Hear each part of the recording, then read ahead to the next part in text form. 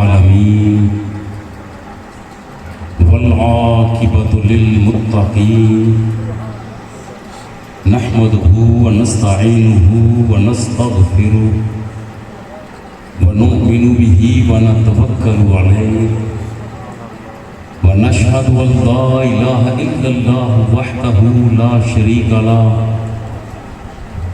أزلي أبدي دهري دينوي ولا أول له ولا آخر له ونشهد أن محمدا عبده ورسوله والصلاة والسلام على سيد الأنبياء والمرسلين صاحب قاب قوسين جد الحسن والحسين سيدنا ومولانا غوثنا وغياثنا ومغيثنا عيننا وعوننا وعياننا مطلوبنا ومقصودنا ومصحوبنا ملجانا ومأوانا ابی القاسم محمد بن عبد الله وعلى آلہ الطیبین الطاہرین المطاہرین والشاہدین المشاہدین الشاکرین والسلام علی اصحابہ الاجمعین اما بعد بسم اللہ الرحمن الرحیم اهدنا الصراط المستقيم صدق الله العظيم إن الله وملائكته يصلون على النبي يا أيها الذين آمنوا صلوا عليه وسلموا تسليما درود عليه الصلاة والسلام الصلاة والسلام عليك وعلى آلك يا نعمت اللہ. اللہ رب العزت کی بے حمد و ثنا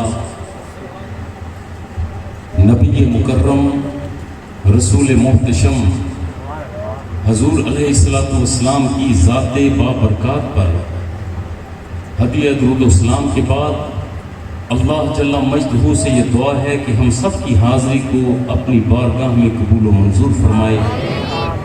وہ عزیز دوست بھائی بیٹے جنہوں نے اس مقدس مطہر محفل کا انتظام و انصرام کیا، جو دور و نزدیک سے اس پیار بھری محبت بھری محفل میں آئے، اللہ رب العزت سب کی حاضریوں کو کاوشوں کو شرف قبولیت سے نوازے. یقینی طور پر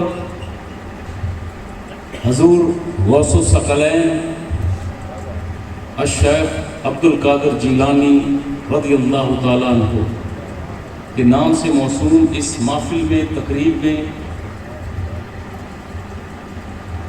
ذکر مقام ولایت کا، ذکر اللہ کے بندوں کا اور ان بندوں کی ان قوتوں کا ذکر جو اللہ رب العزت نے اپنے خاص بندوں کو عطا فرمائی. اس موضوع پر آگے بڑھنے سے پہلے آپ میں ہم سب اگرچہ ان خواص کا حصہ تو نہیں، اگرچہ عوام الناس میں سے ہیں، لیکن اس کے باوجود یہ جاننا ضروری ہے کہ اللہ رب العزت نے آپ کو، مجھے، ہم سب کو کتنی بڑی نعمتوں سے نواز دیا، تاکہ بات ذرا کھل کر سامنے آئے گی. اللہ رب العزت جو اپنی ذات و صفات میں بلا شرکت غیر اس کائنات کا خالق و مالک و مختار ہے، وہ اللہ جس نے اس کائنات کو بنایا بھی خوب، اسے سجایا بھی خوب اور پھر نظام کائنات کو چلایا بھی خوب. اللہ رب العزت کائنات کے کسی جوہر کو یا عرض کو خلق کرنے کے لیے کسی کا محتاج نہیں. میرے اللہ کو کوئی شے بنانے کے لیے، تخلیق کرنے کے لیے کسی نقشہ نویسی کی ضرورت نہیں ہے، بلکہ وہ تو ہے جو کن فرمائے اور ہو جائے. انما امرہ اذا اراد شیئا ان یقول لہ کن فیکون، وہ کن فرماتا ہے اور ہو جاتا ہے۔ وہ اللہ جو کائنات کو خلق کرنے کے لیے کسی کا محتاج نہیں ہے۔ مگر عجیب بات ہے کہ جب اللہ نے اپنا تعارف اپنے بندوں سے کروانا تھا تو رب نے انبیاء اور رسول کو اپنا وسیلہ بنا لیا۔ یہ مقام نبوت، یہ مقام رسالت کسی اور مخلوق کے پاس نہیں ہے۔ یہ اعزاز ہے تو حضرت انسان کے پاس، یہ انسان ہے، حالانکہ رب کی مخلوقات بے شمار ہیں۔ یہ انسان تو کل کی بات ہے نا، اس سے کہیں صدیوں پہلے سورج رب کی مخلوق ہے، پہلے سے موجود، چاند مخلوق ہے، پہلے سے موجود، ستارے مخلوقات میں سے ہیں، پہلے سے موجود، حتیٰ کہ فرشتے اور جنات بھی انسان کی تخلیق سے کہیں پہلے اس کائنات کے اندر موجود تھے۔ لیکن جب اعزاز عطا کرنے کی باری آئی نا، اب رب نے اعزازات عطا کیے ہیں تو وہ اعزازات حضرت انسان کے حصے میں آئے۔ جہاں پر مرحلہ ہے فرشتوں کے سجدہ ریز ہونے کا، فرشتوں کو کسی اور مخلوق کے سامنے سر جھکانے کا نہیں فرمایا تھا، فرمایا تھا تو آپ کے میرے بابا حضرت آدم صفی اللہ کے سامنے جھکایا۔ وہ فرشتے جو جھکے، جس مخلوق کے سامنے جھکے، وہ مخلوق حضرت انسان ہے۔ یہ اعزاز ذہن میں آ گیا؟ اب ذرا آگے بڑھے۔ علم کا لباس فاخرہ وہ دیا تو انسان کو دیا، عقل، شعور، فہم، فراست، ادراک، اور اسی مخلوق کے حصے میں ہے۔ گناہ کے بعد واپس رب کی طرف رجوع کرنے کا حوصلہ، ہمت اور اختیار اور اعزاز یہ بھی اس مخلوق کے پاس۔ اتنے اعزازات ہیں نا، تو اللہ نے امتحان بھی رکھا ہے۔ جتنے زیادہ اعزاز دیے ہیں اتنے بڑے امتحانات بھی ہیں، اور ان امتحانات کو ظاہر کرنے کے لیے تاکہ یہ واضح انداز میں ہو جائے تو ابلیس کو جو تلبیس کی صورت میں آتا ہے اس کو شیطان قرار دیتے ہوئے وہ انسان کے پیچھے لگا دیا۔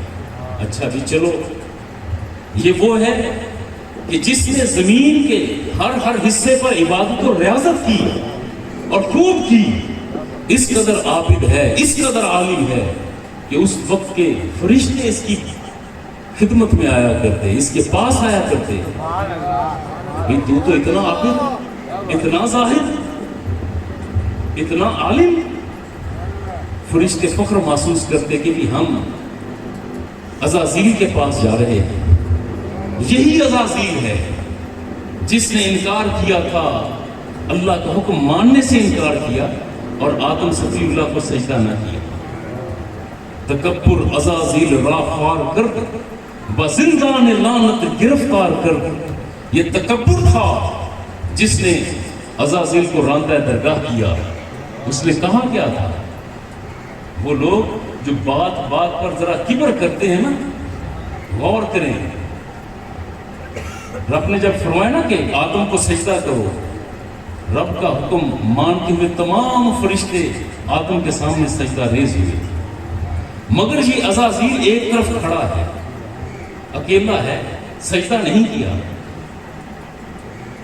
کہتا کیا ہے، یا اللہ یہ جس کے سامنے تو مجھے سجدہ کرنے کا کہہ رہا ہے، اس کی تخلیق مٹی سے ہوئی، مٹی کی فطرت میں نیچے بیٹھنا ہے، میری تخلیق آگ کی ہے اور آگ کی فطرت میں بلندی ہے، یہ بلندی کی طرف جاتی ہے، اور میں اعلیٰ مخلوق ہوں، ادنا کے سامنے کیسے جھک جاؤں؟ جب یہ کبر کیا تو رب نے فرمایا تھا جاؤ میرے حصار رحمت سے نکل جاؤ، اسے راندہ درگاہ کیا۔ اب شیطان نے کہا تھا، یا اللہ جس آدم کی وجہ سے مجھے آج راندہ درگاہ کیا گیا، مجھے تو نے اپنی رحمت کے حصار سے باہر کیا، اے پروردگار اب قیامت تک مجھے مہلت دے، قیامت تک کی عمر دے کہ میں اس آدم کو اور اولاد آدم کو رستے سے بھٹکاتا رہوں، انہیں حق کی طرف نہ جانے دوں۔ تو میرے رب نے فرمایا جا تجھے قیامت تک مہلت ہے، مگر یاد رکھ جو میرے ہوں گے وہ تیرے نہ ہوں گے۔ اب اس نے دوسرا سوال التجا یہ کی تھی کہ اے پروردگار تو خالق ہے، تو مالک ہے، مختار ہے، تیرے لیے تو سجدے ہیں مگر آدم کو سجدہ نہیں کروں گا۔ اب جس آدم کی وجہ سے آج مجھے راندہ درگاہ کیا گیا، یا اللہ مجھے چاروں جہتیں دے دے، میں چاہوں تو اس آدم پر اور آدم کی اولاد پر سامنے سے حملہ کروں، چاہوں تو پیچھے سے حملہ کروں، چاہوں تو دائیں اور بائیں سے حملہ کروں۔ رب نے فرمایا تھا جا چاروں جہتیں بھی تیری، جہاں سے چاہو حملہ کرو، مگر میرا وہ بندہ جسے تو اغوا کرتا رہے گا، راہ حق سے پھٹکاتا رہے گا، میرا یہ بندہ جب بھی توبہ کرتا ہوا میری طرف پلٹے گا تو میں خود خدا ہو کر اعلان کرتا ہوں کہ میں اسے معاف کرتا چلا جاؤں گا۔ یہ وہ مرحلہ تھا۔ ذہن میں سوال اٹھتا ہے، اے اللہ عجیب بات ہے، ہمارا تو اتنا تجربہ نہیں، اتنی عمریں نہیں، ہم جی لیں گے کوئی 50 سال 70 سال 100 سال جی لے گا، اتنی عمریں ہیں نا، اور ادھر شیطان کا تجربہ صدیوں پر محیط ہے، اس کی عمر لاکھوں سال کی عمر ہے، وہ ہزاروں سال کا تجربہ رکھتا ہے۔ اے پروردگار اس تجربہ کار کے سامنے ہم کیا بیچتے ہیں، ہم کیسے بچیں؟ اس کے پاس تو بڑے طریقے فارمولے ہیں، اور شیطان کا انداز بڑا عجیب ہے اور دلچسپ ہے۔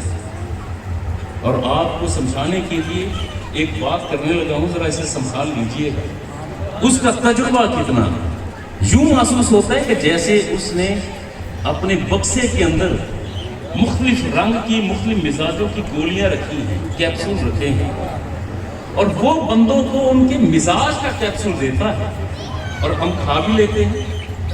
عالم کو علم کے تکبر کا شائبہ نہ ہو، علم کے تکبر کی طرف مائل کرتا ہے۔ جو عالم علم والا یہ تصور کرنا شروع کر دے کہ جو مجھے معلوم ہے اسے تو معلوم نہیں، سمجھو کہ اس پر شیطان کا حملہ ہے۔ جو عالم اپنے علم پر کبر کرے وہ شیطان کا ہدف ہے، شیطان کا آلہ کار ہے۔ جو مولوی اور پیر خود کو اللہ کی مخلوق سے برتر بنانے کی کوشش کرے، سمجھے، تو سمجھ لو کہ اس پیر پر بھی شیطان کا حملہ ہو چکا ہے۔ وہ مرحلہ شیطان ہر طرح کا تجربہ رکھتا ہے، اور ہم بڑی محبت کے ساتھ، بڑی عقیدت کے ساتھ، نہ سمجھتے ہوئے وہ اس کی گولیاں نگلتے ہیں، اس کا شکار بنتے ہیں۔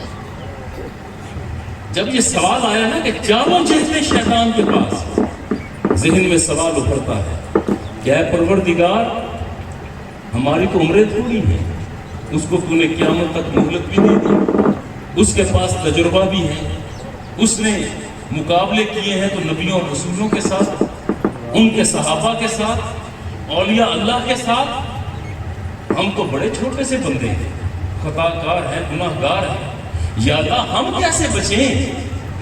ہمارے پاس کون سا طریقہ؟ چاروں جہتیں بھی اس کے پاس، قیامت تک مہلت بھی اس کے پاس۔ تو اللہ رب العزت اسی ذہن میں جواب بھی رکھتا ہے کہ اے بندگان خدا، جہتیں چار نہیں ہوتی، سمتیں چار نہیں ہوتی، جہتیں تو 6 ہوتی ہیں، ایک جہت نیچے بھی ہے، ایک جہت اوپر بھی ہے۔ جب بندہ مومن اپنے سر کو سجدے میں جھکا دیتا ہے شیطان کے حملوں سے بچا رہتا ہے، یا پھر دستے طلب دراز کرتے ہوئے دعا کے لیے ہاتھوں کو اٹھا دیتا ہے تو شیطان کے حملوں سے بچا رہتا ہے۔ یہ 2 طریقے شیطان سے بچنے کے ہیں۔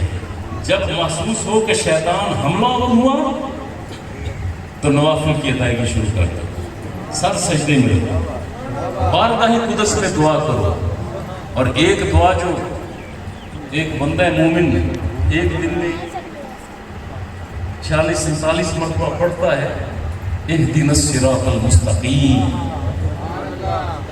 نماز میں یہ بندہ نماز میں ہر رکعت میں ادا کرتا ہے، یا اللہ ہدایت کے راستے کی طرف سمت عطا فرما دے۔ یا اللہ ہمیں ہدایت کا راستہ عطا فرما۔ جب بات راہ ہدایت کی آتی ہے، صراط مستقیم کی آتی ہے، تو ہر شخص خود کو صراط مستقیم پر سمجھتا ہے۔ ہر شخص یہ کہتا ہے کہ میں ہوں سیدھے راستے پہ۔ وہ بندہ جس مرضی مذہب سے ہو، دین سے ہو، ملت سے ہو، وہ خواہ ہمارے معاشرے کا حصہ ہو، کوئی ذمہ دار ہو تو وہ بھی کہتا ہے کہ میں جو کر رہا ہوں صحیح کر رہا ہوں۔ مزدور ہو تو وہ اپنی ترتیب دیتا ہے۔ ہر ترتیب لے کر چلنے والا خود کو صراط مستقیم پر تسلیم کرتا ہے۔ یا اللہ یہاں پر تو ہر بندہ خود کو صراط مستقیم پر کہتا ہے۔ اے پروردگار، وہ کون سا راستہ ہے جسے ہم صراط مستقیم مانیں؟ تو رب نے فرمایا صراط الذین انعمت علیہم۔ تم صراط مستقیم کی طرف جانا چاہتے ہو تو یاد رکھو کہ وہ راستہ جس پر انعام یافتہ بندے ہیں، جہاں پر اللہ کے انعام یافتہ بندے جس راستے پر ہوں اس راستے کو اپنا لو، وہ حق کا راستہ ہے، وہ صراط مستقیم ہے۔ محمد چار یار حاجی خواجہ قطب فرید،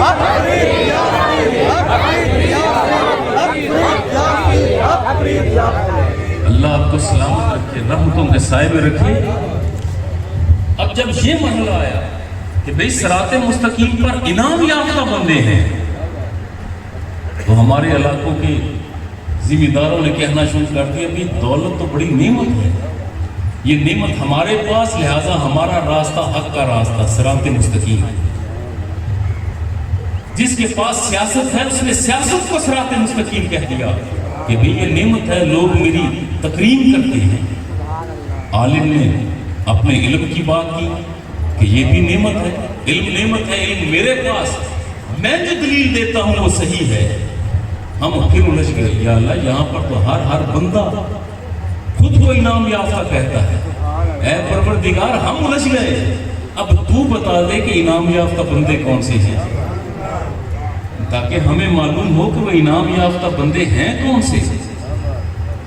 وَمَن يُطِعِ اللَّهَ وَالرَّسُولَ فَأُولَٰئِكَ مَعَ الَّذِينَ أَنْعَمَ اللَّهُ عَلَيْهِم مِّنَ النَّبِيِّينَ وَالصِّدِّيقِينَ وَالشُّهَدَاءِ وَالصَّالِحِينَ وَحَسُنَ أُولَٰئِكَ رَفِیقًا۔ رب فرماتا ہے کہ اے بندگان خدا سنو، تم چاہتے ہو کہ انعام یافتہ بندوں کی تفصیل مل جائے، تو یہ چار گروہ ہیں جو انعام یافتہ ہیں، جن پر رب کے انعام ہیں۔ پہلا گروہ ہے انبیاء کا گروہ، یہ انعام یافتہ۔ دوسرا گروہ صدیقین کا، جو ہر بات پر ہر معاملے میں سچائی کا ساتھ دیتے ہیں، سچ کے ساتھ کھڑے ہوتے ہیں، سچ اور حق بات کرتے ہیں۔ تیسرا گروہ ہے شہداء کا، جو اللہ کی رضا کے لیے میدان عمل میں جائیں اور شہید ہو جائیں۔ اور چوتھا گروہ ہے اولیاء کا گروہ، صالحین کا گروہ، اللہ کے ولیوں کا گروہ۔ اب ان چاروں کے راستے پر جو ہوگا وہ صراط مستقیم پر ہوگا۔ اور آج کا موضوع بھی چونکہ مقام ولایت ہے، ولی جو اللہ کا دوست ہوتا ہے، جس کے بارے میں حدیث قدسی ہے کہ بندہ مومن نوافل ادا کرتے کرتے، نفل پڑھتے پڑھتے، عبادت کرتے کرتے میرے اتنا قریب ہو جاتا ہے، اتنا قریب ہو جاتا ہے کہ میں اس کے ہاتھ بن جاتا ہوں جس سے وہ پکڑتا ہے، میں اس کی آنکھیں بن جاتا ہوں جس سے وہ دیکھتا ہے، میں اس کے کان بن جاتا ہوں جس سے وہ سنتا ہے، میں اس کی زبان بن جاتا ہوں جس سے وہ کلام کرتا ہے، حتیٰ کہ میں اس کے پاؤں ہو جاتا ہوں جس سے وہ چلتا ہے۔ اور اس سے مراد نعوذ باللہ یہ نہیں ہے کہ اللہ مجسم ہو گیا، قطعاً نہیں۔ اللہ رب العزت جسم سے پاک، سمت سے پاک، جہت سے پاک۔ تو اے اللہ یہ جو ہاتھ، پاؤں، آنکھ، کان ہونا، اس سے مراد کیا ہے؟ اس سے مراد یہ ہے پھر یہ بندہ مومن جو عابد ہے، جو زاہد ہے، عبادت کرتے کرتے، نوافل پڑھتے پڑھتے رب کے اتنا قریب ہو جاتا ہے، اتنا قریب ہو جاتا ہے، پھر ہاتھ اس کے ہوتے ہیں گرفت رب لم یزل کی ہوتی ہے، پھر آنکھیں اس کی ہوتی ہیں، عطا کردہ قوت بصارت رب کی ہوتی ہے۔ یہ بندہ مومن ہوتا زمین پر ہے، رہتا زمین پر ہے، چلتا پھرتا زمین پر ہے، مگر لوح محفوظ پر لکھی تحریر کو پڑھ لیا کرتا ہے۔ چلتا پھرتا زمین پر ہے، مگر زمین کے اندر چھپے خزانوں کو یہ دیکھ لیا کرتا ہے۔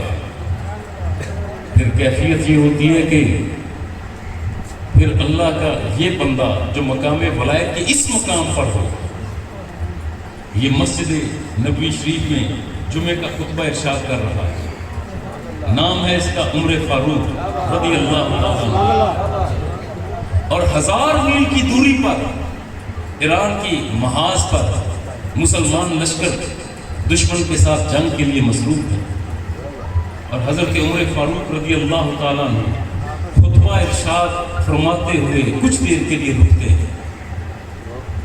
پھر آپ نے ایران کی سرحد کی طرف رخ کو موڑا اور وہاں سے آواز دی مدینہ سے، یا ساریۃ الجبل، یا ساریۃ الجبل۔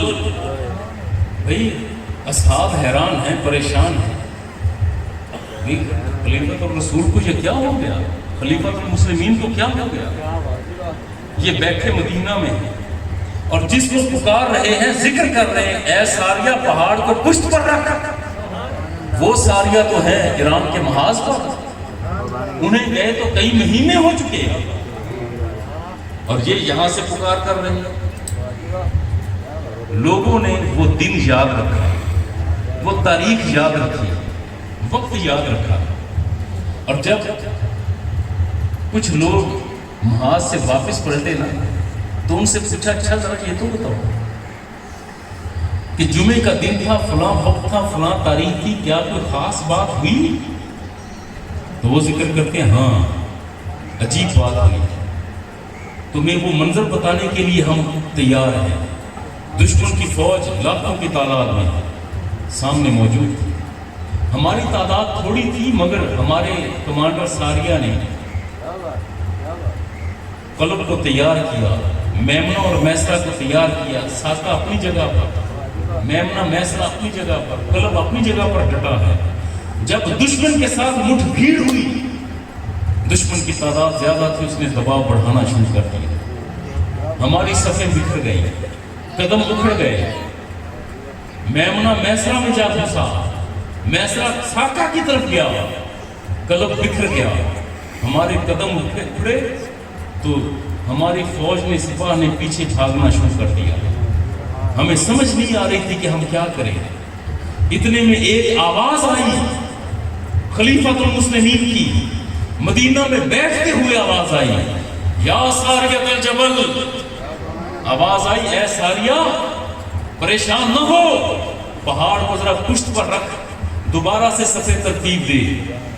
کہا کہ کمانڈر ساریہ نے دوبارہ نئے سرے سے صفیں باندھ لی، پہاڑ کو پشت پر رکھا، نئے سرے سے فوج کو ترتیب دیا، اور اس کے بعد دشمن کی طرف قدم پیش قدمی کی، حملہ کیا تو اللہ رب العزت نے ہمیں فتح عطا فرما دیا۔ اب پکارنے والا 1000 میل دور، سننے والا بھی 1000 میل دور، یہ آواز وہاں تک پہنچی کیسے؟ زبان تو ہے عمر فاروق کی، لیکن اب اس کی قوت اس انداز میں تھی کہ اثر اس میں اللہ رب العزت نے ڈال دیا، اور ادھر کان تو ہے ساریہ کے، حضرت ساریہ، مگر اس کی قوت سماعت اللہ رب العزت نے اس قدر بڑھا دی کہ 1000 میل کی دوری سے بھی خلیفۃ المسلمین کا مشورہ سن رہے ہیں۔ نعرہ تکبیر، نعرہ رسالت، نعرہ رسالت، عظمت اولیاء، شان اولیاء، مقام اولیاء، جامعہ فریدیہ، اللہ محمد 4 یار حاجی خواجہ قطب فرید، حق فرید یا فرید، حق فرید یا فرید، حق فرید۔ یارو ذکر ہو اللہ کے ولیوں کا اور نعرہ لگائیں تکبیر و رسالت اور اولیاء اللہ کا، اور آپ ہاتھ باندھ کر بیٹھیں، یہ بات کوئی بنتی جلتی نہیں ہے۔ ابھی میں نے حضور غوث الثقلین کا تو تذکرہ شروع نہیں کیا، اب اب لگائیں نعرہ اور جواب دیں آپ. نعرہ تکبیر، نعرہ رسالت، نعرہ رسالت، نعرہ رسالت، عظمت اولیاء، شان اولیاء، مقام اولیاء، تاجدار ختم نبوت، تاجدار ختم نبوت، اللہ محمد چار یار حاجی خواجہ قطب فرید.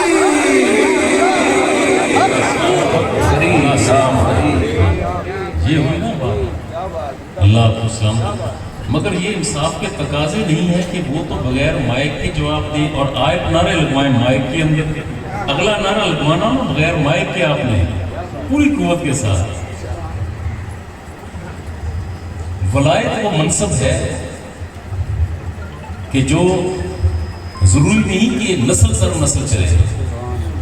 یہ کوئی ضروری نہیں کہ کسی ولی کا بیٹا بھی ولی ہو جائے، یا یہ بھی ضروری نہیں کہ کسی خطا کار کا بیٹا مقام ولایت نہ پائے. نہیں، یہ بندے کا اور خدا کا معاملہ ہے. رب جسے چاہے جب چاہے جیسے چاہے جہاں چاہے عطا کر دے. بندے کا تعلق اللہ کے ساتھ مضبوط ہونا چاہیے. اسی لیے کہتے ہیں نا کہ زاہد نگاہ کم سے کسی رند کو نہ دیکھ. زاہد نگاہ کم سے کسی رند کو نہ دیکھ، جانے کہ اس کریم کو تو ہے یا وہ پسند. اپنی عبادت و ریاضت پر مان کرتے ہوئے یہ نہ کہو کہ بھئی فلاں بندہ اس کے تو معاملات درست نہیں. یہاں پر جو جبہ دستار پہنے موجود ہے، ممکن ہے کہ آپ اسی محفل میں کوئی ایسا شخص جس کے پاؤں میں جوتا بھی نہ ہو، جس کا لباس پھٹا ہوا ہو، جس کے پاس لوگ بیٹھنے سے کتراتے ہوں، ممکن ہے کہ ہم سب میں سے بارگاہ قدس میں اس کا مقام اور مرتبہ زیادہ قریب ہو. کوئی پتہ نہیں چلتا. لہٰذا یہ بات ذہن نشی کر لے کہ اللہ کی مخلوق سے پیار یہ اولیاء اللہ کا بہت بڑا خاصہ ہوا کرتا ہے. ہوتا یہ ہے کہ کسی خاندان میں کوئی ایک ولی ہو جائے، بہت بڑا اعزاز ہے اللہ کا دوست ہونا. کسی ایک قبیلے کے اندر ایک دوست اللہ کا، یا پھر ایک قبیلے میں مختلف خاندان ہیں، گھرانے ہیں، تو کسی گھرانے میں کوئی ایک اللہ کا ولی پیدا ہو جائے. مگر دل چاہتا ہے کہ آج آپ کو اس گھرانے کا ذکر کیا جائے سامنے کہ جس گھر کا ہر فرد مقام ولایت پر فائز ہے. ایک داستان میں آپ کو سناتا ہوں، ایک داستان آپ کو سناتا ہوں، اور یہ صحیح داستان ہے، حق صحیح کہانی، تاکہ آپ کی دلچسپی برقرار رہے. ایک منظر آپ کے ذہن میں آئے، جنگل ہے، جنگل کے درمیان پار کرے تو آگے ایک دریا ہے. اس دریا کے کنارے پر ایک نوجوان خوبصورت راہنا 3 دن کا بھوکا، وہ دریا کے کنارے پر ہے اور سوچ رہا ہے کہ بھوک لگی ہے، کیا کھاؤں. کھانے کے لیے کوئی اور چیز بھی نہیں، 3 دن ہو گئے کچھ کھایا نہیں. اتنے میں دیکھتا ہے کہ دریا کی لہروں پر ایک سیب تیرتے ہوئے کنارے کے پاس تیرتا ہوا قریب آیا، اور یہ بھوک کے ہاتھوں مجبور بھی تھا اور ظاہر بھوک کی شدت بھی ہے. اس نوجوان نے، جس کا چہرہ روشن ہے، جس کی پیشانی پر نورانیت ہے، اس نے وہ سیب نکالا دریا سے اور بھوک کے ہاتھوں مجبور تھا، سیب کھا لیا. جب پیٹ کی آگ بجھی تو خیال آیا کہ وہ یہ سیب نہ جانے کس کا تھا، اور میں تو بغیر پوچھے کھا گیا، کوئی تو اس کا مالک ہوگا نا. اب اس غلطی کو سدھارنے کے لیے، تاکہ وہ اجازت تو لی نہیں، اگر کسی کا سیب ہے تو میں اس سے کم از کم یہ تو بتا دوں کہ جی میں نے آپ کی اجازت کے بغیر سیب کھا لیا، کہیں قیامت کے دن آپ مجھ سے پوچھیں گے تو نہیں. ایک سیب کھایا ہے، اور وہ بھی دریا کے کنارے پر جو تیرتا ہوا پانی کے دوش آ رہا تھا، اور احساس یہ ہے کہ قیامت کے دن کہیں جواب دہ نہ ہونا پڑ جائے۔ یہاں پر لوگوں کی زمینیں کھا لی جاتی ہیں، لوگوں کے حق مار لیے جاتے ہیں، زور زبردستی اور قوت کے ساتھ بیٹیوں کے حق پر ڈاکہ ڈالا جاتا ہے، بہنوں کو ان کا حق نہیں دیا جاتا۔ اور یہ کیسا بندہ ہے کہ ایک دریا کی لہروں پر تیرتے ہوئے سیب کو پکڑ کر کھا گیا، اور اسے خیال آیا کہ کہیں اس ایک سیب کے لیے جواب دہ نہ ہونا پڑ جائے۔ جس طرف سے یہ سیب آیا تھا، پانی کی لہریں جس طرف سے آ رہی تھی، یہ اسی طرف چلنا شروع ہو گیا۔ کچھ دور گیا تو دیکھا ہے کہ ایک باغ ہے سیبوں کا، اور اس سیب کے درخت کے کچھ شاخیں دریا پر آئی ہوئی ہیں، یقیناً اسی میں سے سیب گرا ہوگا۔ اب یہ بندہ جاتا ہے کہ میں جاؤں اس کے مالک کے پاس۔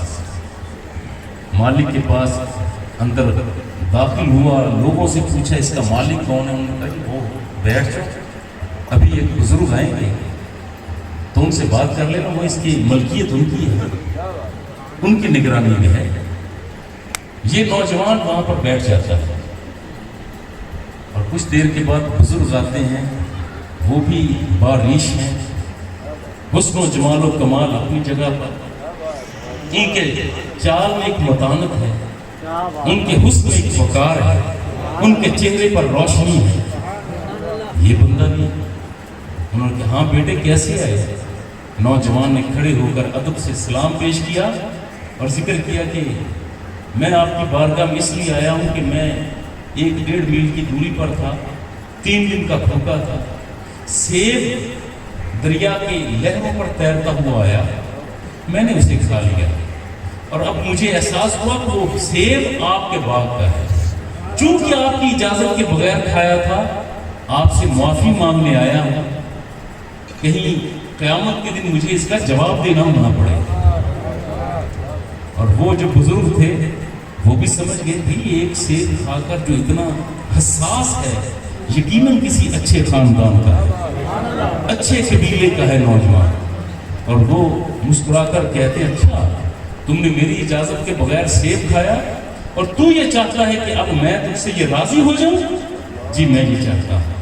انہوں نے فرمایا ٹھیک ہے، تو پھر اس کا حل یہ ہے، چونکہ تو نے میری باغ کا سیب کھایا اور بغیر پوچھے کھایا، اب 3 سال تک اس باغ میں نوکری کر، پھر میں راضی رہوں گا، پھر میں معاف کروں گا۔ اس نے کہا جی اچھا جی، ایک روایت میں 3 سال ہے، دوسری میں 1 سال ہے۔ بات جیسی بھی تھی، یہ نوجوان مزدوری کرنے لگا، گوڈی کرتا ہے، دیکھ بھال کرتا ہے، پانی لگاتا ہے، محنت کرتا ہے، مشقت کرتا ہے، عبادت کے وقت عبادت کرتا ہے، شب بیداری کرتا ہے، اپنی ڈیوٹی میں ذمہ داری میں کہیں پر کوئی کوتاہی نہیں آنے دی۔ جب مقررہ وقت گزرا نا تو اب یہ خوش ہے، کہتے ہیں جو آپ نے وقت دیا تھا وہ میں نے خدمت پوری کی، اب تو آپ مجھ سے راضی ہیں، اب تو ناراض نہیں، اب تو قیامت کے دن آپ مجھ پر یہ شکوہ نہیں فرمائیں گے نا کہ میں نے سیب آپ کی اجازت کے بنا کھایا۔ اور وہ بزرگ بھی ایسے ان کے بات سن، ابھی نہیں، ابھی ایک مرحلہ اور ہے، ابھی ایک مرحلہ اور ہے، یہاں تک تو تم نے بات مان لی، اب تمہیں میری بیٹی سے نکاح بھی کرنا ہوگا۔ وہ میری بیٹی اندھی ہے، بہری ہے، گونگی ہے، اور اس کے پاؤں بھی نہیں، اپاہج ہے، اس سے نکاح کر۔ اور یہ نوجوان حسین بھی ہے، جوان بھی ہے، قوت والا بھی ہے، جمال والا ہے، خاندانی پس منظر رکھتا ہے۔ میں سوچتا ہے جی یہ کون سی شرط ہوئی؟ ان کا بھی پھر ہی راضی ہوں گا۔ انہوں نے کہا اچھا اگر آپ یوں راضی ہوتے ہیں تو جی میں تیار ہوں، اگر آپ کی اندھی گونگی بہری بیٹی سے اپاہج بیٹی کے ساتھ نکاح کر لوں پھر تو آپ راضی ہیں نا، پھر تو بارگاہ قدس میں آپ میری شکایت نہیں لگائیں گے؟ انہوں نے کہا ہاں بالکل کوئی شکایت نہیں۔ اس نوجوان کا نکاح کر دیا اپنی بیٹی کے ساتھ، اور یہ نوجوان جس کے لیے الگ رہائش کا انتظام کیا گیا تھا، اور وہ جو بزرگ تھے انہوں نے کہا کہ ٹھیک ہے اب تمہارا نکاح ہو گیا، تمہاری بیوی اس کمرے میں ہے، جاؤ اپنے کمرے میں۔ یہ جب کمرے میں گئے تو دیکھا کہ بستر پر موجود ہے، بیٹھی ہے ایک ایسی لڑکی جو آنکھوں سے دیکھ بھی رہی تھی۔ ان کے قدموں کی چاپ سن کر اس نے گردن بھی گھمائی۔ اس کا مطلب ہے کہ یہ بہری نہیں، جو دیکھ رہی ہے اس کا مطلب ہے کہ یہ اندھی بھی نہیں، اور اس نے استقبالیہ انداز میں سلام کیا ہے، اس کا مطلب یہ گونگی بھی نہیں۔ یہ پریشان ہو گئے کہ شاید کہیں پر کوئی غلط فہمی ہو گئی، فوری طور پر دروازہ بند کیا اور واپس پلٹ گئے، اور اسی باغ کے مالک کے پاس جا کر کہتے ہیں کہ شاید کوئی غلط فہمی ہو گئی، اس کمرے میں کوئی اور لڑکی بیٹھی ہے جس کی آنکھیں بھی کام کرتی ہیں، جو بولتی بھی ہے، جس کے سماج بھی درست ہے، وہ اپاہج بھی نہیں۔ تو وہ بزرگ کہتے ہیں بیٹا وہ میری بیٹی وہی ہے جس کے ساتھ تیرا نکاح کیا ہے۔ اندھی میں نے اس لیے کہا کہ اس کی آنکھ نے آج تک کوئی غار محروم دیکھا نہیں، بہری اس لیے کہ خلاف شریعت اس نے کوئی بات نہیں سنی، اور اپاہج اس لیے ہے کہ وہ کبھی اپنے پاؤں پر غیر شرعی معاملات کی طرف بڑھی نہیں۔ وہ عبادت و ریاضت میں رب کو راضی کرنے کے لیے عبادت میں مشغول رہتی ہے، وہی تیری بیٹی ہے۔ یہ نوجوان کون ہے؟ نوجوان ہے ابو صالح محمد موسیٰ۔ یہ بزرگ کون ہیں؟ حضرت عبداللہ صومعی رحمۃ اللہ تعالی علیہ۔ اب یہ کون ہیں جس خاتون کے ساتھ نکاح ہوا تھا اس نوجوان کا؟ وہ خاتون حضرت شیخ عبد القادر جیلانی رضی اللہ تعالیٰ عنہ کی ماں ہے، جو سیب کی خاطر عرصہ دراز مزدوری کرتے رہے کہ مجھ سے میرا رب راضی ہو جائے، یہ مالک راضی رہے۔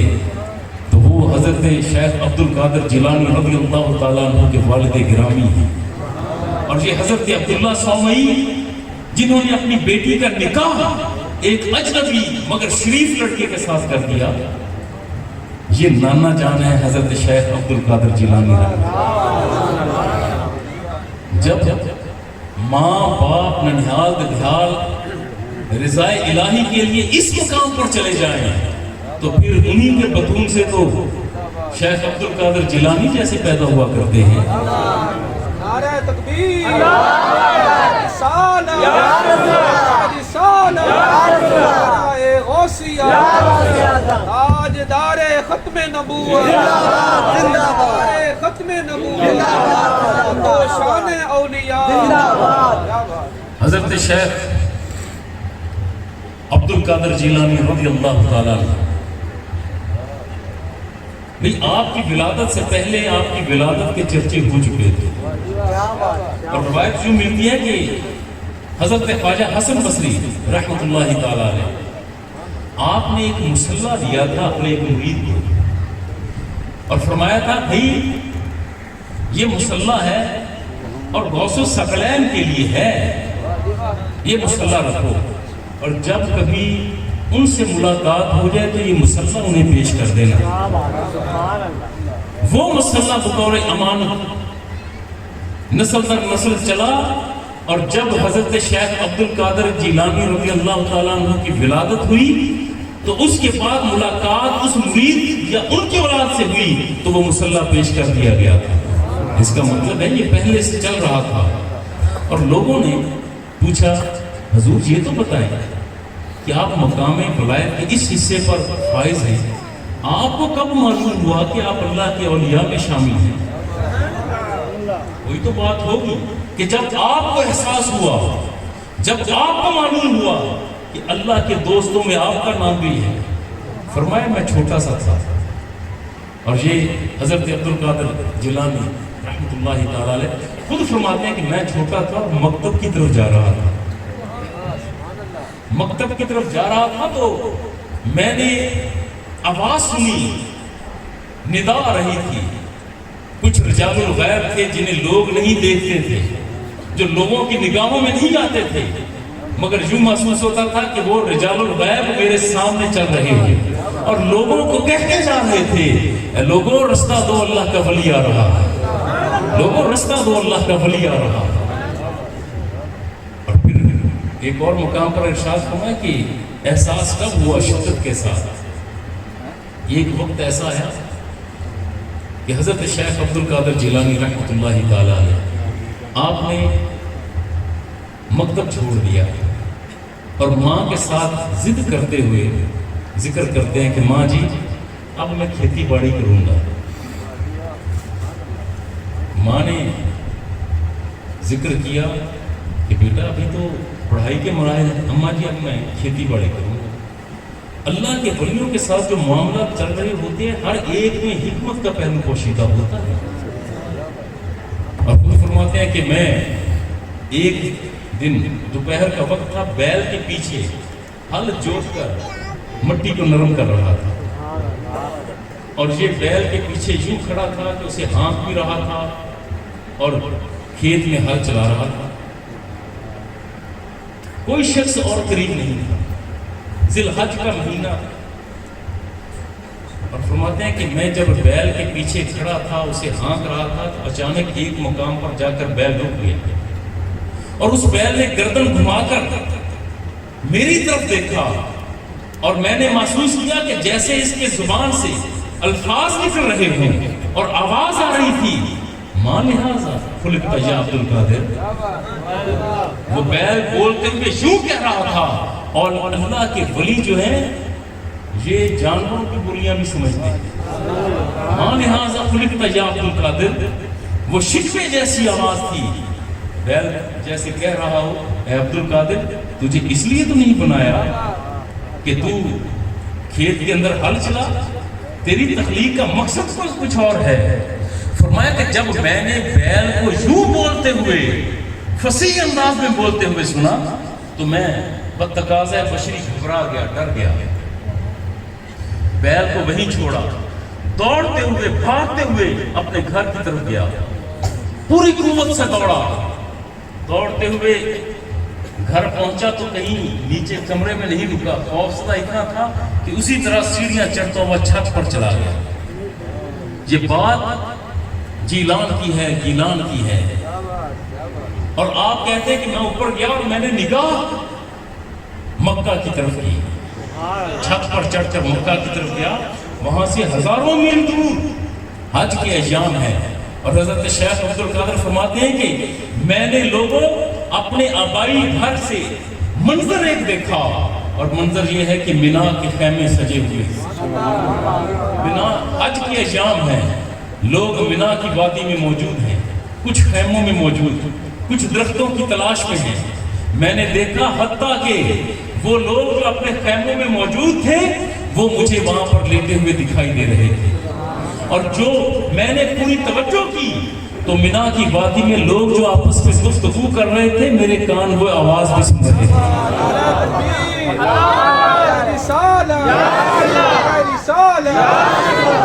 شان اولیاء، شان اولیاء، آرائے غوثیہ، اللہ محمد چار یار حاجی خواجہ قطب فرید۔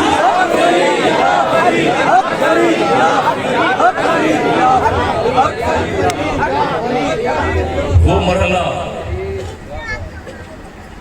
یہاں پر ہم بچوں کو جو تعلیم اور تربیت دیتے ہیں، کاش کہ ہم اپنے بچوں کو جب یہ سکھائیں نا کہ بھئی سچ بات کیا کرو، صحیح بات کیا کرو، تو اس پر ہم خود بھی عمل کر رہے ہیں۔ مسئلہ یہ ہوتا ہے کہ ہم اپنی اولاد کو کہتے ہیں بھئی کبھی زندگی میں جھوٹ نہ بولنا، سچ بات کرنا، کہیں پر تمہاری زندگی کے معاملات میں کوئی مرحلہ آ جائے تو سچائی کا دامن نہ چھوڑنا، بچوں کو تو کہتے ہیں، اور ادھر باہر کوئی دروازہ کھٹکھٹا دے اور بچہ جائے اور پوچھے جی کس سے ملنا، اور وہ کہے کہ بھی بیٹا تمہارے ابو سے ملنا ہے، اور اندر بیٹھ کر ہم بچے کو کہتے ہیں جاؤ بیٹا جا کے اس کو کہہ دو کہ ابو گھر پر نہیں، بچے کے سامنے جھوٹ بول رہے ہیں اور چاہتے یہ ہیں کہ بچہ سچ کے مینارے پر کھڑا ہو. اگر بچوں کو سچائی سکھانا ہے تو پہلے اس پر خود عمل کرنا پڑے گا.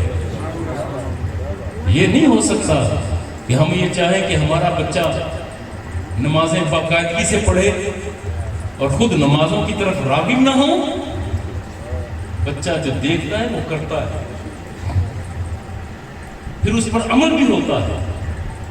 اور حضرت شیخ عبد القادر جیلانی رضی اللہ تعالیٰ آپ کو جب ماں نے بغداد کی طرف روانہ کیا نا کہ بیٹا ذرا پڑھائی کے لیے جاؤ، 14-15 سال کی عمر ہے، دوبارہ مدرسہ میں جانے کے لیے بھیجا، تو راستے میں ایک نصیحت کی جاتے ہوئے کہ بیٹا میں نے کچھ مال تھا، تیرے والد کی تو رحلت ہو چکی، جو مال تھا وہ تم 2 بھائیوں میں تقسیم کر دیا، تیرے حصہ کا جو مال تھا اس کے سونے کے سکے تیرے لباس کے اندر سی دیے یہ بیٹا تاکہ یہ مشکل وقت میں تیرے کام آئیں گے. جاتے ہوئے کہا اماں جی کوئی دور جا رہا ہوں، سفر پر ہوں، کہ مجھے نصیحت فرما دیں. انہوں نے فرمایا کہ بیٹا زندگی میں کبھی جھوٹ نہ بولنا، جب بھی بات ہو تو سچ بات کرنا. ماں کی نصیحت ذہن میں رکھتے ہوئے یہ شخص جا رہا. اب حضرت شیخ عبد القادر نے سفر شروع کیا قافلے کے ساتھ. معروف روایت ہے راستے میں ڈاکوؤں نے حملہ کر دیا، انہوں نے لوگوں کو روک کر سامان اتار لیا، سامان کو لوٹ مار شروع کر دی، لوگوں کو باندھ کر ایک جگہ پر بٹھا دیا. حضرت عبد القادر جیلانی رحمۃ اللہ تعالی علیہ ابھی 14-15 سال کی عمر میں انہیں بھی ایک جگہ پر بٹھایا. سردار ایک طرف بیٹھا ہے، جو اکٹھا مال ہو چکا اس کی گنتی کر رہا ہے. ایک ڈاکو حضرت شیخ عبد القادر کے قریب سے گزرا اور جاتے ہوئے ویسے ہی پوچھ لیا ہاں بھائی بچے تیرے پاس بھی کوئی مال ہے؟ جب پوچھ لیا پہلے خاموش تھی، جب اس نے پوچھا کہ تیرے پاس کوئی مال ہے تو فرمایا ہاں میرے پاس 40 سونے کے سکے ہیں. عجیب بات، لوگ اپنے مال کو چھپاتے ہیں. اس ڈاکو نے چلتے ہوئے ویسے ہی پوچھ لیا تھا، مذاق ہوئی کہ ہاں بھی اب تیرے پاس بھی کچھ ہے؟ انہوں نے کہا ہاں 40 سونے کے سکے ہیں. اب آپ کے بیگ کی سامان کی تلاشی لی گئی، کوئی سکہ نہ ملا. اس ڈاکو کو غصہ آیا تو پکڑ کر سردار کے پاس لے گئے کہ سردار یہ نوجوان یہ بچہ میرے ساتھ ٹھٹھا اور مذاق کرتا ہے. میں نے اس سے پوچھا کہ مال ہے تو کہتا ہے جی 40 سکے ہیں سونے کے. سارے مال کی تلاشی لی، اس کے پاس سکہ ایک بھی نہیں، مگر میرے ساتھ اس نے جھوٹ بولا. سردار نے بھی بڑے غصے سے دیکھا، کیوں بچے جھوٹ بولتا ہے؟ اس نے کہا نہیں میں جھوٹ نہیں بولا، میرے پاس 40 سکے ہیں، میری ماں نے مجھے دیے. باپ کے حصہ جائیداد تقسیم کرنے کے بعد آدھے سکے مجھے دیے. یہ 40 سکے میری قمیض کے اندر لباس کے اندر سلے ہوئے ہیں، میری ماں نے سلائی کی، میں نے جھوٹ نہیں بولا. انہوں نے کہا تلاشی تو لو، جب دیکھا تو واقعی 40 سکے لباس کے اندر سلے ہوئے تھے. سردار کہتا ہے کہ کیسے تمہارا مال تو محفوظ تھا، اس پر ہماری نظر نہیں تھی، اور تم نے اگر نہ بتاتے تو تمہارا مال بچ جاتا، تم نے کیوں بتایا؟ فرمایا کہ اس نے مجھ سے پوچھا تھا کہ تیرے پاس کوئی مال ہے، اگر جھوٹ بولتا یقیناً مال بچ جاتا، مگر ماں سے کیا ہوا وعدہ ٹوٹ جاتا. ماں سے وعدہ کر کے آیا تھا، میری ماں نے کہا تھا کہ کبھی جھوٹ نہ بولنا. اس نے کہا بھئی یہ کیا بات ہوئی؟ اس نے کہا ہاں چونکہ میری ماں ہے نا، میں نے اس سے ایک وعدہ کیا، میں اس وعدے سے پھرا نہیں. اور ڈاکو سردار کو دیکھ کر ذکر فرماتے ہیں تو کیسا بندہ ہے، میں نے ماں سے کیا ہوا وعدہ وہ ایفا کیا، اس وعدے کو نہیں بھولا، اور تو جو رب سے وعدہ کر کے آیا تھا بھول گیا. یہ تھا وہ وقت جب اس ڈاکوؤں کے سردار کے دل کی دنیا پلٹ گئی. کیسا بد نصیب ہے کہ میری روح نے رب سے وعدہ کیا تھا. جب رب نے پوچھا تھا الست بربکم، کیا میں تمہارا رب نہیں؟ تو قالوا بلا، کہنے والوں میں یہ بھی شامل تھا. رویا، روتا رہا اور اپنے ساتھیوں سے کہتا ہے کہ بھی جس کا جتنا مال لیا ہے سارا مال واپس کر دیا، سارا مال واپس کر دیا. اور ڈاکوؤں سے کہتا ہے کہ بھئی آج کے بعد تمہارا رستہ اور ہے، میرا رستہ اور. میں تمہارے ساتھ نہیں چل سکتا. مجھے اس بچے نے حق کا راستہ دکھا دیا، صراط مستقیم اس نے دکھایا. آج کے بعد یہ ڈکیتیاں بند، چوریاں بند، خطائیں بند، گناہ بند. اور وہ ڈاکو وہ بھی عجیب تھی. اس نے کہا سردار کیسی بات کرتا ہے؟ جب اللہ سے بغاوت کی طرف مائل کرنے کی بات تھی اس وقت نے ہمیں ساتھی بنا لیا. اب توبہ کر کے راہ حق پر چلنے کا مرحلہ آیا تو ہمیں چھوڑ رہا ہے. جس راستے پر تو چلتا ہے ہم نے بھی آج سے یہ ڈکیتی ختم کر دی، تیرے ساتھ چل پڑے. یہ ایک وہ بچہ جس نے ایک وعدہ کیا تھا اس وعدہ کو ایفا کیا، اور وہ اس مقام پر ہے کہ 40 ڈاکو ان کی دل کی دنیا میں بدل کے رکھ دی. حضرت شیخ عبد القادر جیلانی جب بغداد میں پہنچے نا تو مدرسے میں رہا کرتے، جتنی دیر سکے موجود تھے استعمال ہوتے رہے. جو بھوکا پیاسا ملتا اس کو بھی کھلاتے پلاتے، کفالت دوسروں کی کرتے، حالانکہ خود طالب علم تھے. بھوک لگی اور یہ 2 سے 3 دن ہو گئے کچھ کھانے کو نہ ملا. خبریں ملی کہ کسرا کے محل میں لوگ موجود ہیں، وہاں پر لوگ آتے ہیں، خوراک کھانا پینا ان کے لیے کرتے ہیں. اگر وہاں پہنچ جائیں تو آسانی رہے گی، بھوک ختم ہوگی. یہ حضرت شیخ عبد القادر جیلانی رضی اللہ تعالیٰ عنہ اس نیت سے کہ کچھ کھا لوں گا، 3 دن کی بھوک ہے. جب ایوان کسرا میں پہنچے تو دیکھا وہاں پر پہلے بہت سے درویش بیٹھے. کوئی مخیر حضرات میں سے کوئی آتا غذا لے کر آتا تو یہ غذا دوڑ کر لوگ پہنچتے اور غذا کھاتے. اب آپ کو یہ پسند نہ آئی بات کہ بھئی یہ تو پہلے یہاں پر بھرے پڑے ہیں، اگر ان میں بھی شامل ہو گیا تو ممکن ہے کہ میرے شامل ہونے سے کسی ایک کی غذا کم ہو جائے. یہ اللہ کے ولی وہیں سے واپس پلٹے. بازار جا رہے تھے، سونے کا ایک سکہ کہیں سے مل گیا، اس سکے کو لے کر کھانے پینے کا سامان خریدا. وہ شخص جو خود 3 دن کا بھوکا ہے، سامان خرید کر خود پہلے نہیں کھایا، جا کر وہ جو درویش بیٹھے تھے یہ سارا مال ان میں تقسیم کر دیا.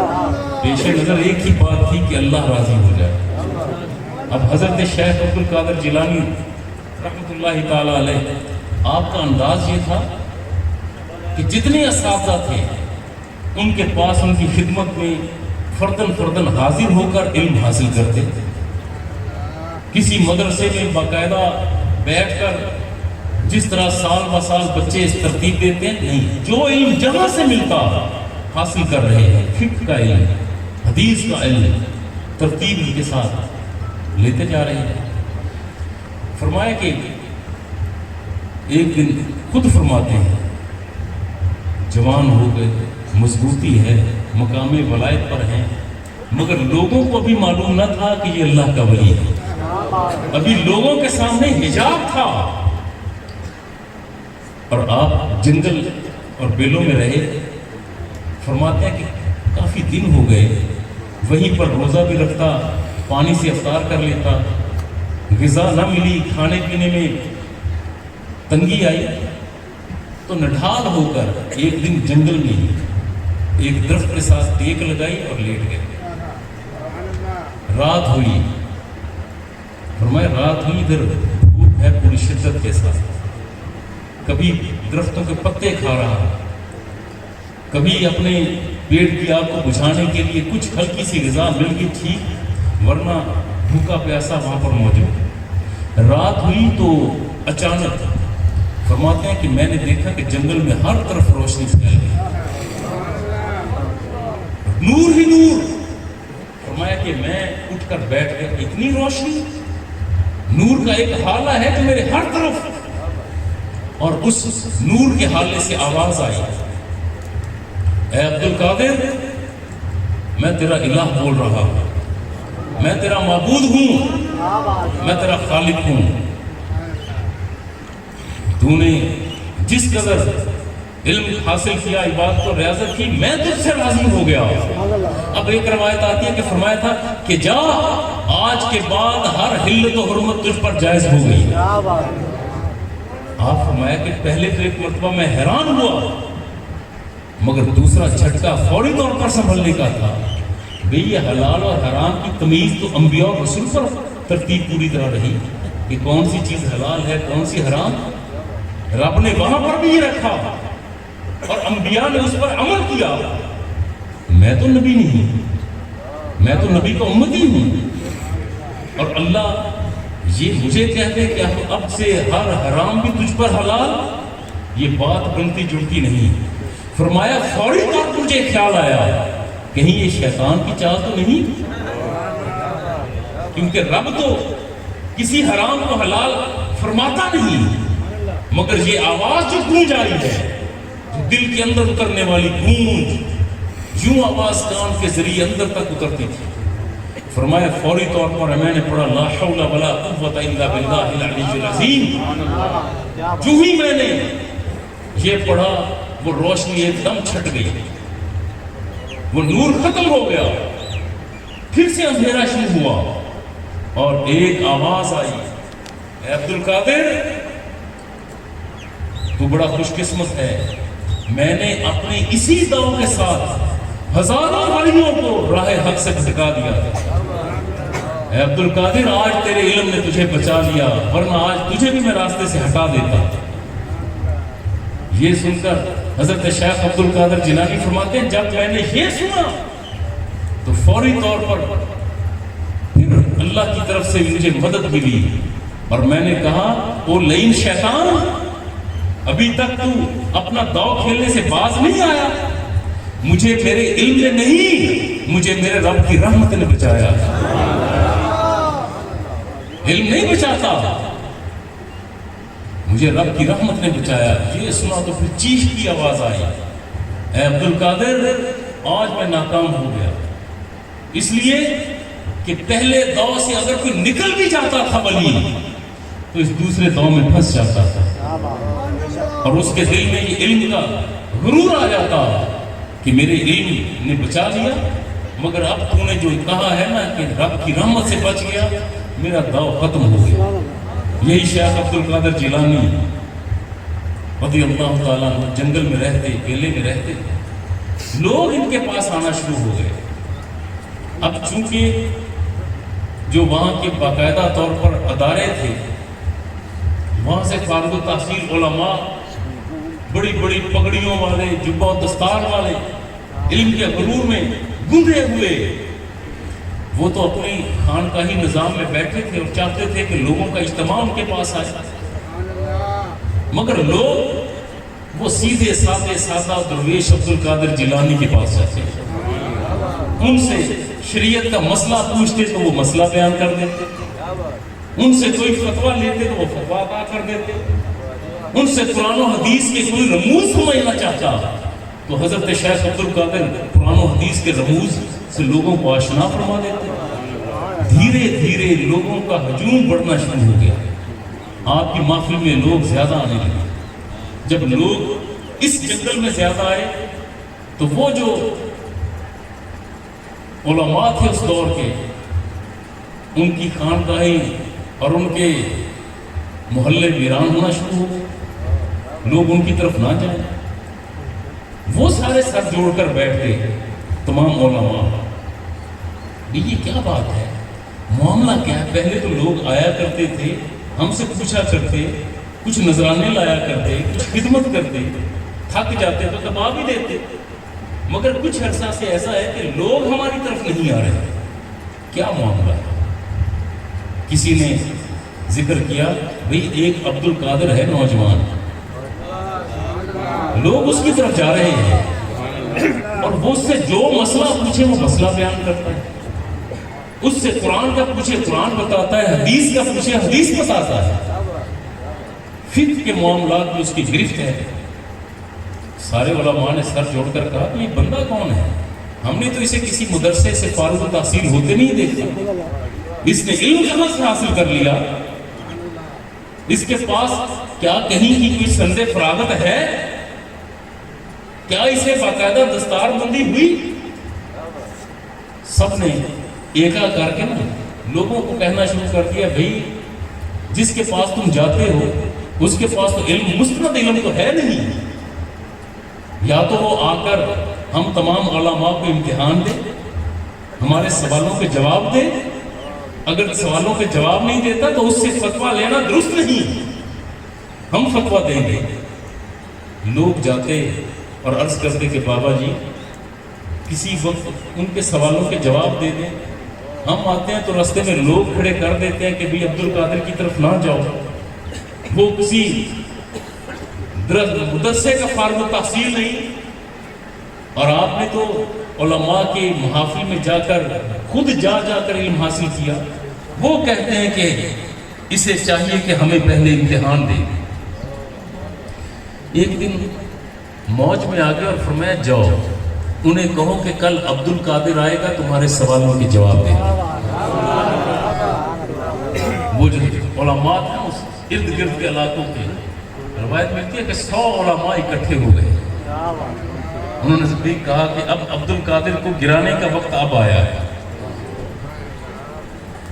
اور یوں کرتے ہیں کہ 100 افراد بیٹھ جائیں گے سامنے، سوال ترتیب دے لیے کہ بھئی آپ نے یہ سوال پوچھنا ہے، اگر اس سوال کا جواب عبد القادر دے گا تو دوسرا بندہ یہ سوال پوچھے گا۔ سوال کم اور اڑامنیاں زیادہ تھیں، سمجھتے ہیں نا؟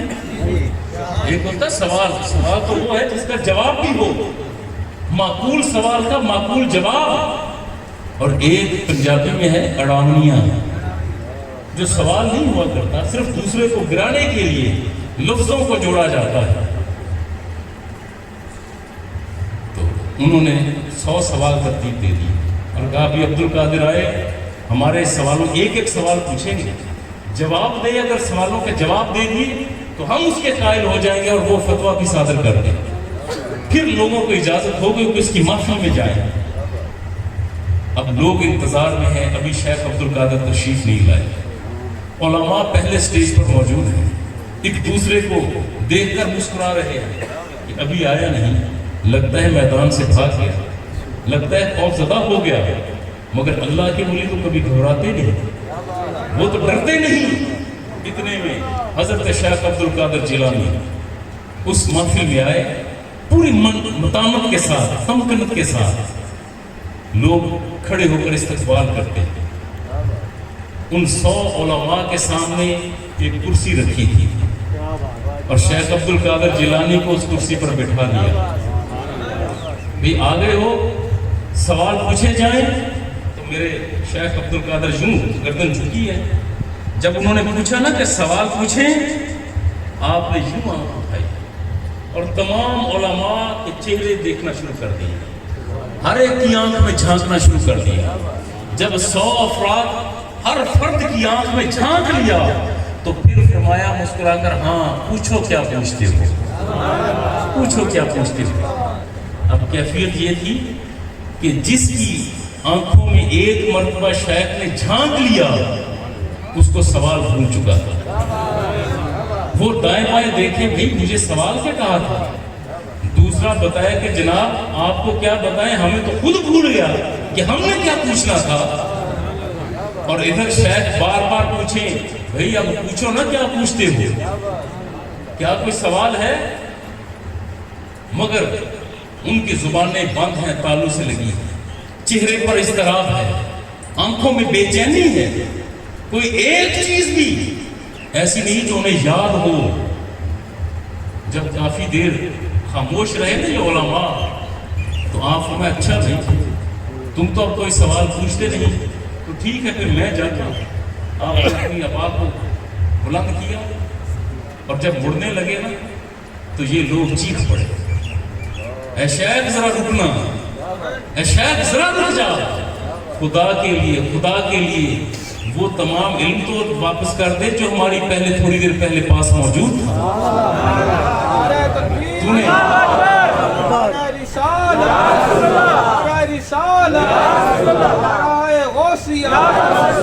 تو شان اولیاء اللہ محمد چار یار حاجی خواجہ قطب فرید،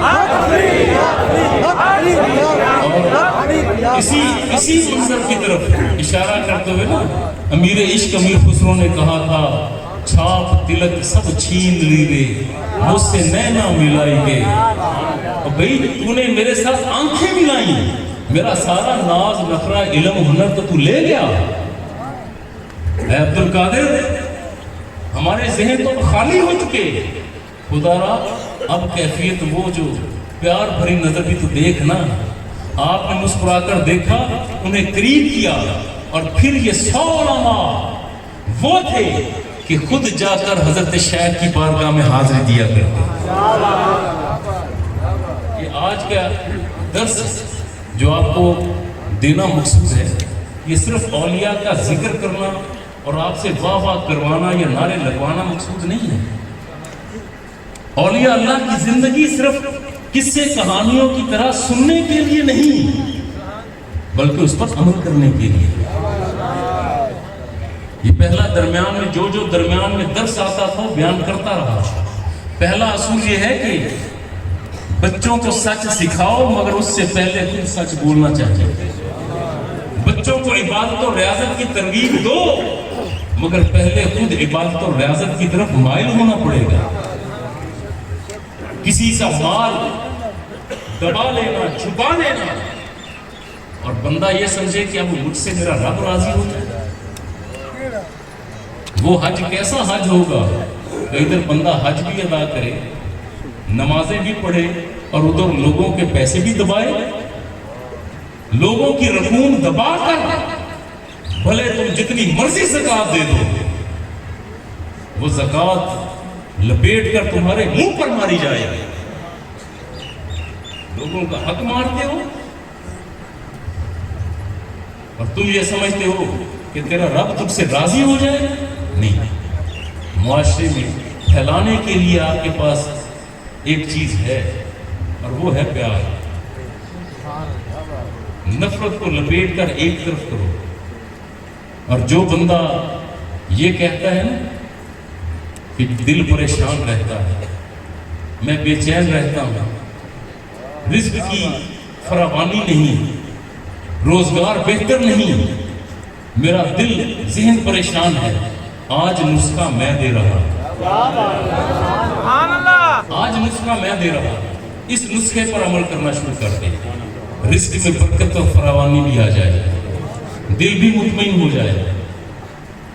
اگر آپ کا ذوق اجازت دے تو کیا وہ نسخہ آپ کو بتاؤں؟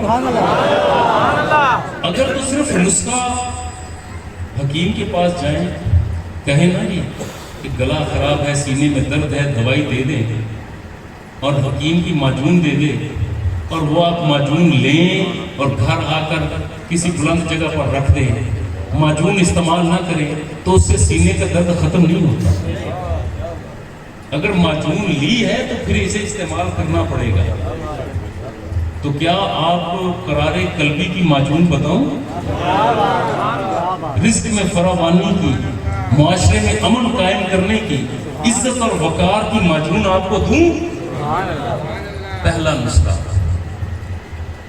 جس کے گھر والدین حیات ہیں وہ جائے اپنی ماں کے قدموں کو بوسہ دے، اپنے باپ کے پاؤں چومے، ماں باپ کے ہاتھ چوم۔ پہلا نسخہ، جس کے ماں باپ حیات نہیں وہ دیکھے کہ اس کی ماں کی سہیلیاں کہاں ہیں، باپ کے دوست کہاں ہیں، پھر وہ باپ کی بیلیوں کے ساتھ اور ماں کی سہیلیوں کے ساتھ اسی طرح وفا کرے جیسے ماں اور باپ کے ساتھ کرتا ہے۔ دوسرا اور معجون کا تیسرا حصہ یہ ہے نسخے میں، جس بندے کے ساتھ آپ کو شدید رنج ہے، جس نے آپ کو دھوکہ دیا، جس نے آپ کو کوئی تکلیف پہنچائی ہے، جسے آپ دیکھنا نہ چاہتے ہو، جس کے ساتھ بات کرنا تو دور کی بات، اس کا تذکرہ سننا بھی نہیں چاہتے، دل میں اس کے لیے رنج ہے، تو آج جا کر اس بندے سے مصافحہ کر کے کہیں کہ جا، میں نے تجھے معاف کیا اور میں تجھ سے معافی مانگتا ہوں، خود بھی معافی مانگتا ہوں، تجھے بھی معاف کیا، اور یہ معاف کرنا رب کی رضا کے لیے۔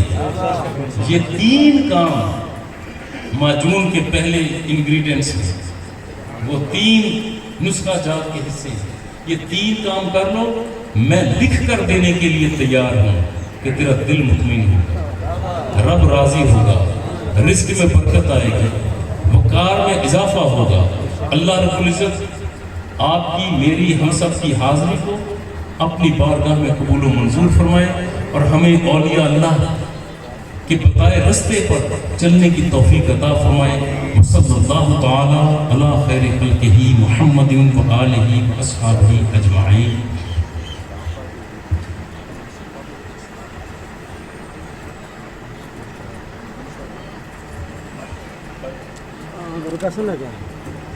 أعوذ بالله من الشيطان الرجيم بسم الله الرحمن الرحيم اللهم صل على سيدنا ومولانا محمد وعلى آل سيدنا ومولانا محمد وبارك وسلم بسم الله الرحمن الرحيم قل يا أيها الكافرون لا أعبد ما تعبدون ولا أنتم عابدون ما أعبد ولا أنا عابد ما عبدتم ولا أنتم عابدون ما أعبد لكم دينكم ولي دين بسم الله الرحمن الرحيم قل هو الله أحد الله الصمد لم يلد ولم يولد ولم يكن له كفوا أحد بسم الله الرحمن الرحيم قل هو الله أحد الله الصمد لم يلد ولم يولد ولم يكن له كفوا أحد بسم الله الرحمن الرحيم قل أعوذ برب الفلق من شر ما خلق ومن شر غاسق إذا وقب ومن شر النفاثات في العقد ومن شر حاسد إذا حسد بسم الله الرحمن الرحيم قل أعوذ برب الناس ملك الناس إله الناس من شر الوسواس الخناس الذي يوسوس في صدور الناس من الجنة والناس الله أكبر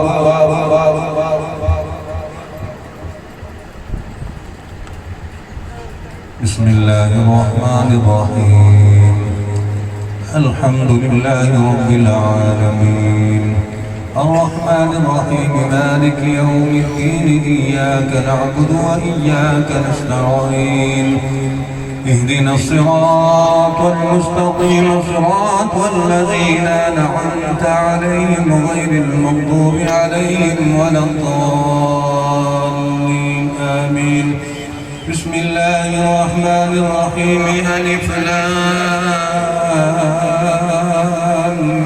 ميم ذلك الكتاب لا ريب فيه هدى للمتقين الذين يؤمنون بالغيب ويقيمون الصلاة ومما رزقناهم ينفقون والذين يؤمنون بما أنزل إليك وما أنزل من قبلك وبالآخرة هم يوقنون أولئك على هدى من ربهم وأولئك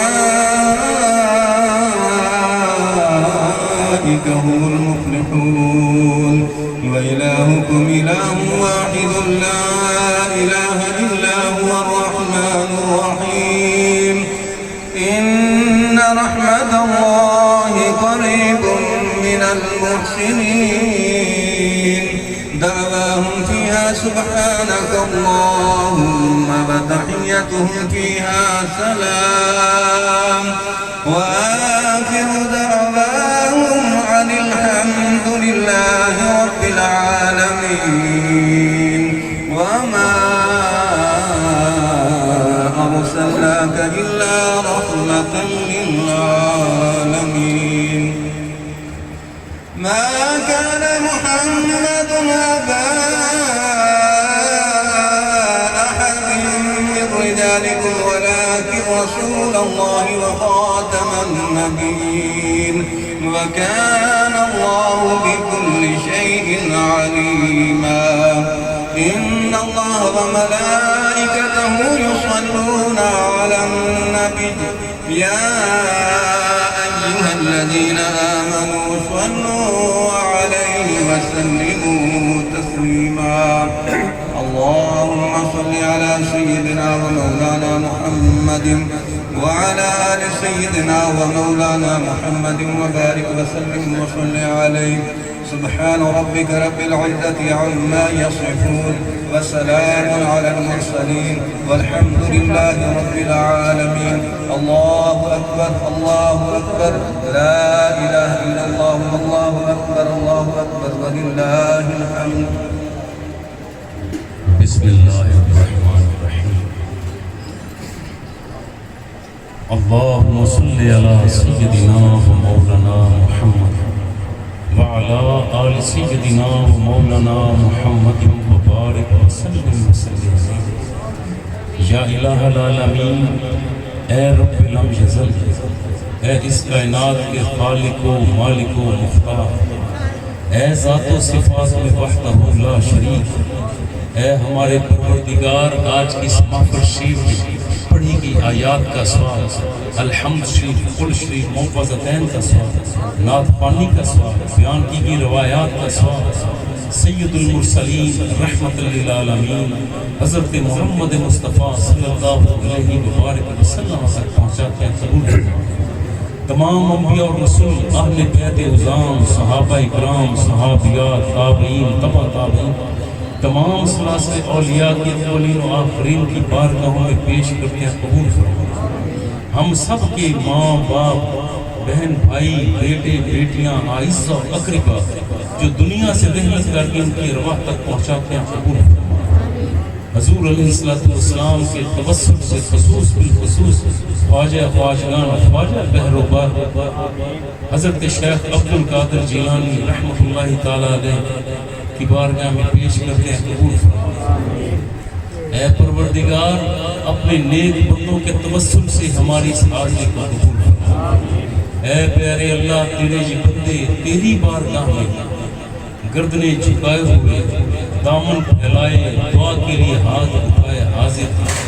اے اللہ، تو کریم ہے، کرم فرما، اپنے نیک بندوں کے رستے پر ہمیں چلنے کی توفیق عطا فرما۔ یا اللہ، ہمارے دل مضطرب ہیں، انہیں سکون عطا فرما۔ ہماری سوچیں بکھری ہوئی ہیں، یا اللہ انہیں ارتکاز عطا فرما۔ اے پروردگار، ہماری بیماریوں کو شفا میں بدل، ہمارے قرضوں کو ادا میں بدل، بے چینیوں کو قرار میں بدل، اضطراب کو طمانینت میں بدل، ہمارے گناہوں کو نیکیوں میں بدل۔